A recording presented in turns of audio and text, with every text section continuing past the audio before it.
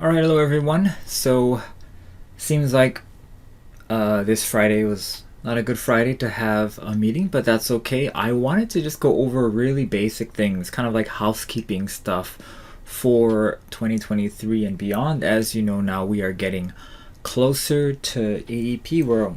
I guess we're kind of about 4 months out. So, we do have some things that we need to kind of consider here, and that is the AHIP. That's the test that we have to take to get certified every year. It's going to start June 20th. So in just over 2 weeks, we will have the AHIP available, and I highly suggest everybody go ahead and take it as soon as you can, just because there's no reason to wait, right? Unless you have very important things happening right now, if you're still ill or you're having problems with health, or you have a lot more other things going on, maybe delay. But for the most part, this is something that has to be done as long as you want to be selling for the 2023 season. Also, if you don't get recertified, you can't earn commissions on prior sales. So please keep that in mind. I'm sure none of you folks are thinking about not signing up, but make sure you guys are not continuing your Medicare career. So I don't think that's a problem, but June 20th, 2022. Next, some interesting news, and I covered this before on my channel about how the Part B premium went up so much in 2022.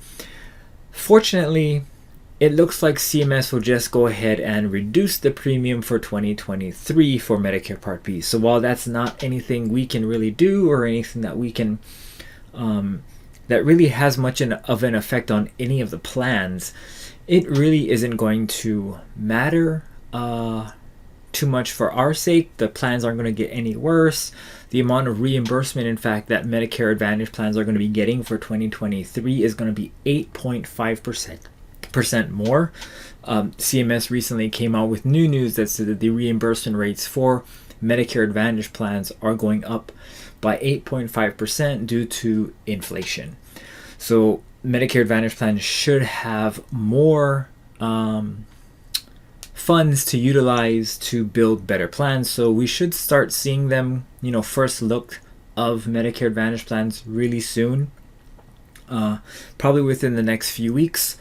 And also each individual Medicare Advantage company will start rolling out their recertification tests. So remember, AHIP first, and then when you finish the AHIP, usually you can bypass a lot of the Medicare Advantage companies kind of certification. Well, at least that's how it works for United Healthcare. If you don't take AHIP and you start United Healthcare's curriculum, their course to recertify, you might have to take the entire AHIP that UHC kind of makes before you actually take your test. So that's not something I'm sure many of you want to do.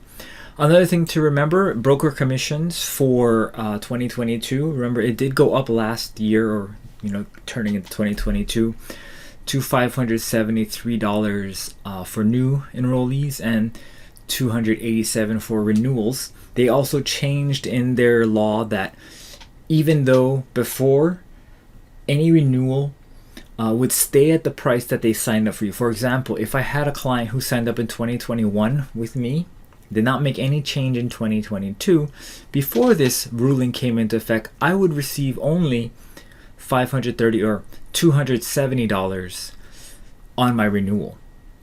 Now, as long as they remain my client under my book of business, I will get this increase, year over year increase, that the renewals go up as well. So that's a big bonus, another really good reason to keep your clients happy. And even if it might not seem like a whole lot, it does add up, especially if your clients remain loyal and you service them well. One last thing, the new commissions, well, at least I checked today for the new commissions for 2023, is not out yet, but as you can see, the commissions have been going up, usually anywhere between 3.8 to 5. So we'll just do some quick math here. And for renewals, if we kind of hover in the middle of that and we say 5, let's say about, well, 4.8. Let's say 4.8% is the increase that we get. 287 times 1.048%, right? So that means that our renewal rate will go up to $300, and potentially our new to Medicare commission will go up to $600, and that would be a really pivotal point. I mean, I'm sure Steph, Wendy, my agents out there who were doing Medicare in 2014, remember when the new rate was under 400? So this is quite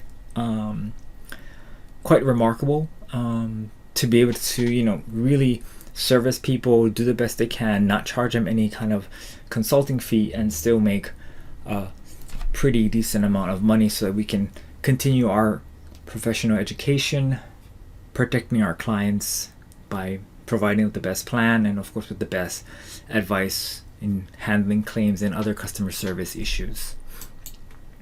Also, for those of you who do PDP plans did have an increase as well. Their increase is typically a little bit higher because notionally it's so small, but currently it's $87 for new members and $44 for the renewals. So hopefully it'll go up to 90 or a little more than 90, and maybe $45 for the residual or for the renewals. And the last thing I wanted to kind of talk a little bit about is kind of where you folks want to market, right? Where do you want to market? Do you want to use more target leads, mailers? I know we don't like online stuff, and that's a-okay. Online leads are really expensive, and they're also really time sensitive. As you can imagine, a lot of these leads are for people who are trying frantically to get quotes online for their Medicare Advantage plan, whatever that means to whoever's looking it up.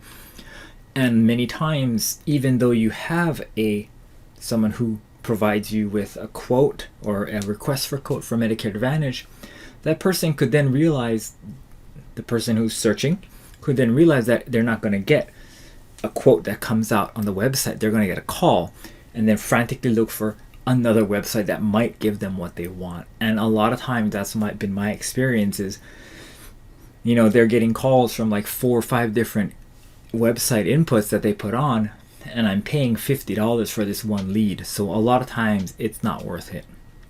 Now, what I suggest and what I think many of the more successful agents should be doing is getting your name out there, having more people understand and know what you do. Don't sell it. I do a podcast every Tuesday, well, I try to, and me and my friend, we talk about our personal lives, and we talked a little bit about how when you have something that's really important to you, you tend to share it, right? But people don't like when you overshare. So with that in mind, even though you do Medicare, if someone asks you what you do, you let them know you can help. You help people who are on the Medicare program choose the right Medicare insurance for them. And that's it. If they have questions, they will ask you questions. Do not go into, benefits of this one's really better, this plan, is not so good. That kind of paints you in a negative, opinionated, kind of judgmental picture. For myself and for my clients, I just choose what's best for them. And that's it. I can't give you any more information. And also on that same kind of a note, just because we might have, and I've heard this, and you might disagree, but one of my sales trainers from a long time ago when I first started in the industry, he told me, what if you had the cure for cancer, Matt? Wouldn't you tell everyone? I said, of course. Why wouldn't I? Right? I got the cure for cancer. Why wouldn't I share it with everybody and try to make sure everybody had it? The problem is, not everybody will believe you. Most people will be skeptical, especially with something as miraculous as this. So I've found that having and living through kind of a more action-based philosophy, being professional, being presentable, being informed, being yourself educated, being yourself in kind of that mindset of you know what you're doing. You are a practitioner of your craft. You are a professional. You are an expert in your craft. Then when someone asks you questions, then you can provide them with answers that will make them have actions, right? So that's kind of how I have changed a lot of what I do. And I heard something, and I hope I wrote it down here somewhere. Psychology kind of hack. Gosh, I don't think I wrote it down. But basically, it's kind of the theory where people want what they can't have. So if someone on the phone, they just ask you for a quote, or they say, what can you do differently from someone else, right? If that question comes about, then the first thing you can say, and the best thing to say is, well, unless I really understand your circumstance, I might not even need to work with you. You might not even need my service. I don't know. And at that point, if they, quote unquote, ask you, or tell you their circumstance, then you can build up upon that and say, well, it sounds like XYZ. And it sounds like you're not getting XYZ where you are, right? Maybe they're not getting support. Maybe they're not getting a call back from their agent. Maybe they didn't even know you can find an agent for Medicare, right? Maybe they didn't know. Then you can tell them, well, if I find the best plan for you that makes the most sense, saves you the most money, that you can kind of understand, would that maybe incline you to, signing up with me and allowing me to be your agent and service you? And if they say no, then this is not a client for you. If they say, yeah, that sounds great, sit down with them and have an appropriate meeting. But if they don't even ask that question or don't entertain you when you say maybe you don't need my service, then they're probably not a good client for you.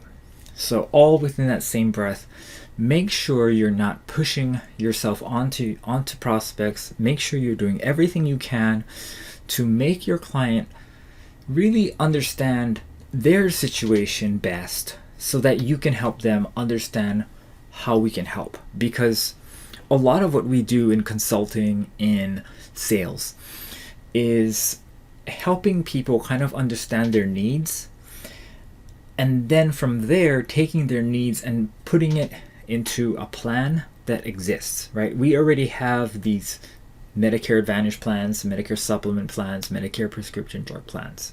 That's it. As much as I would like to say we have the cure for cancer, we don't.